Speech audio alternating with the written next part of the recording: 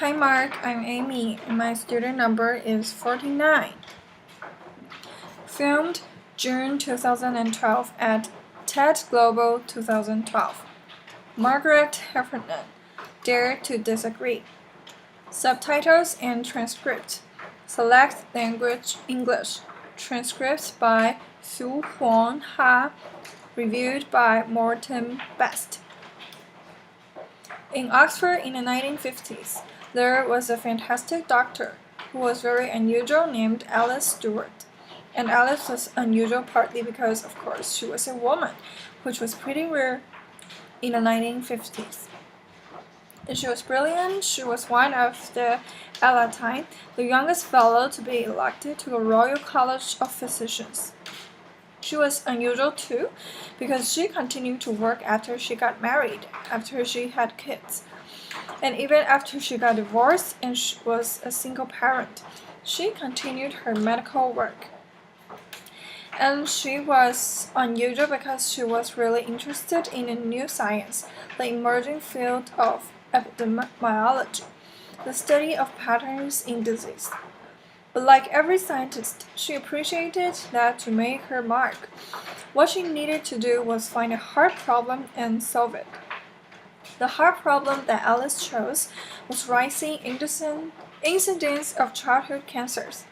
Most disease is correlated with poverty, but in the case of childhood cancers, the children who were dying seemed mostly to come from affluent families. So what she wanted to know could explain this anomaly. Now Alice had trouble getting funding for her research. In the end, she got just £1,000 from the Lady Tata Memorial Prize, and that means she knew she only had one shot at collecting her data. Now, she had no idea what to look for. This really was a needle in a haystack sort of search. So she asked everything she could think of. Had the children eaten boiled sweets? Had they consumed colored drinks? Did they eat fish and chips? Did they have indoor or outdoor plumbing?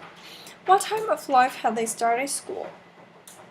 And when her carbon copy questionnaire started to come back, one thing and one thing only jumped out with a statistical clarity of a kind that most scientists can only dream of. By a rate of 2 to 1, the children who had died had mothers who had been X-rayed when pregnant. Now their finding flew in the face of conventional wisdom. Conventional wisdom held that everything was safe up to a point, a threshold.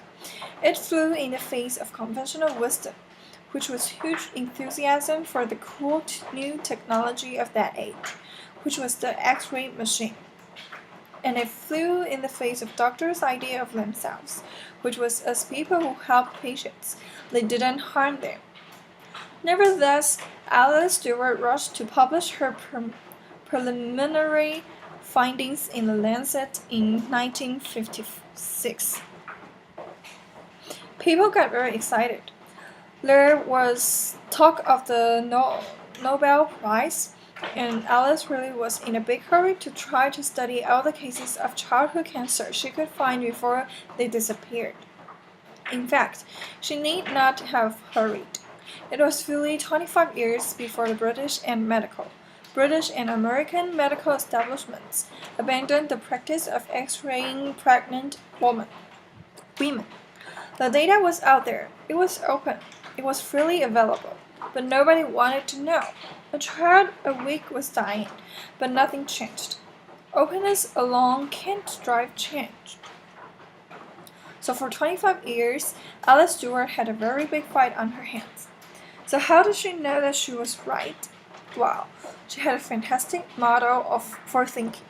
She worked with a statistician named George Neal, and George was pretty much everything that Alice wasn't. So Alice was very outgoing and sociable, and George was a recluse. Alice was very warm, very empathetic with her patients.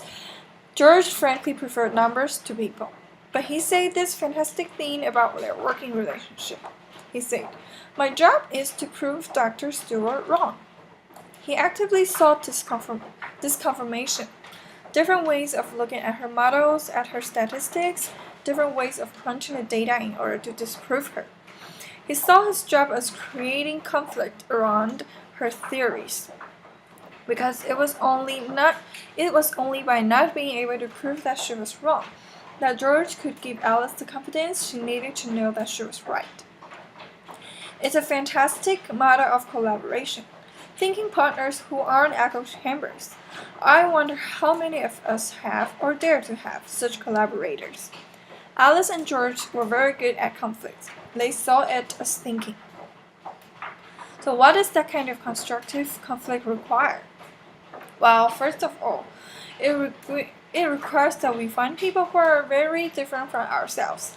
That means we have to resist the neurobiological drive, which means that we really prefer people mostly like ourselves, and it means we have to seek out people with different backgrounds, different disciplines, different ways of thinking, and different experience, and find ways to engage with them.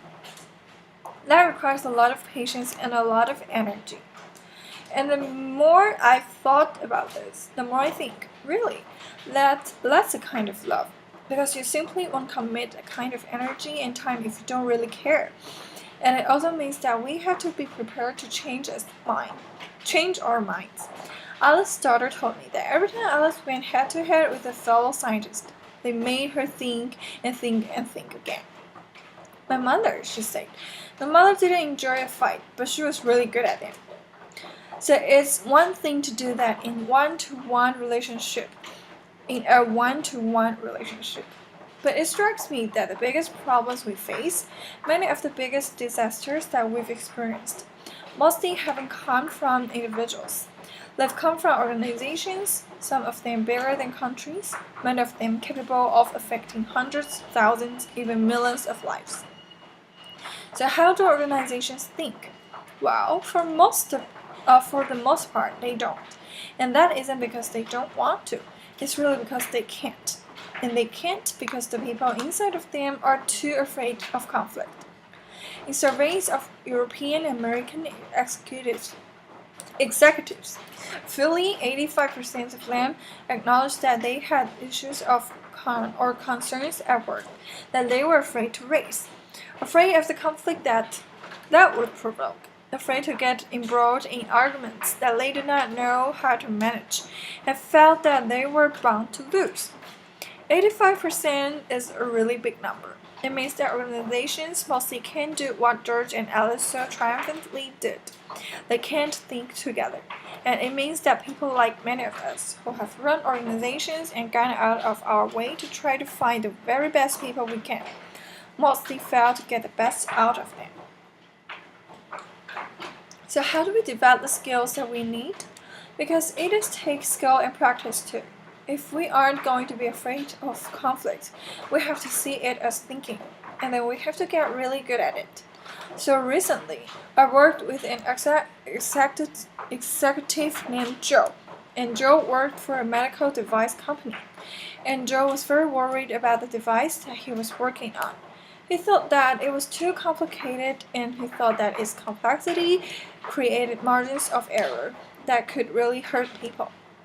He was afraid of doing damage to the patients he was trying to help. But when he looked around his organizations, nobody else seemed to be at all worried, so he didn't really want to say anything. After all, maybe they knew something he didn't. Maybe he looked stupid, but he kept worrying about it, and he worried about it so much that he got to the point where he thought the only thing he could do was leave a job he loved. In the end, Joe and I found a way for him to raise his concerns, and what happened then is what almost always happens in this situation. It turned out everybody has exactly the same questions and doubts. So now Joe had Alice. They could think together, and yes, there was a lot of conflict and debate and argument, but that allowed everyone around the table to be creative, to solve a problem, and to change the device. Joe was what a lot of people might think of as whistleblower, except that, like almost all whistleblowers, he wasn't a crank at all. He was passionately devoted to the organization, and the higher purposes that the organization served. but he had been so afraid of conflict until finally he became more afraid of the silence. And when he dared to speak, he discovered much more inside himself and much more give in the system than he had ever imagined. And his colleagues don't think of him as a crank. They think of him as a leader. So how do we have these conversations more easily and more often? While the University of Delft requires that its PhD students have to submit 5 statements that they are prepared to defend. It doesn't really matter what the statements are about. What matters is that the candidates are willing and able to stand up to authority. I think it's a fantastic system, but I think leaving it to PhD candidates is far too few people and way too late in life. I think we need to be teaching these skills to kids and adults at every stage of their development. If we want to have thinking organizations and a thinking society. The fact is that most of the biggest catastrophes that we've witnessed rarely come from information that is secret or hidden. It comes from information that is freely available and out there, that we are willfully blind to, because we don't want to handle the conflict that it provokes. But when we dare to break that silence, or we are dare to see, and we create conflict, we enable ourselves and the people around us to do our very best thinking. Open information is fantastic. Open networks are essential. But the truth won't set us free until we develop the skills and the habits, and the talent and the moral courage to use it. Openness isn't the end, it's the beginning. Applause.